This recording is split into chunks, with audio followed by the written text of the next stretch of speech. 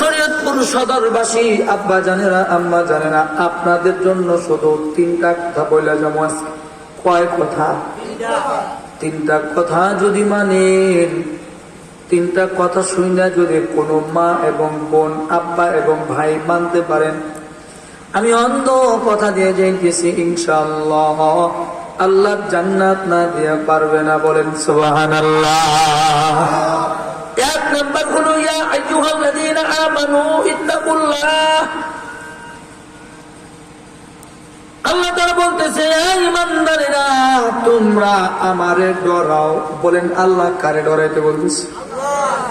আরো জোরে বলেন, কারে ডরাইতে বলতেছে? আল্লাহরে ডরাইতে বলতেছেন। আল্লাহ নিজে বলতেছে যে ঈমানদারেরা তোমরা আমারে ডরাও। কথা কয় না, সেনসিটিভ কথাগুলো খুব খেয়াল করে শোনেন। আল্লাহ বলতেছে এই ঈমানদারেরা তোমরা আমারে ডরাও। এর ভিতরে কি ফায়দা, কি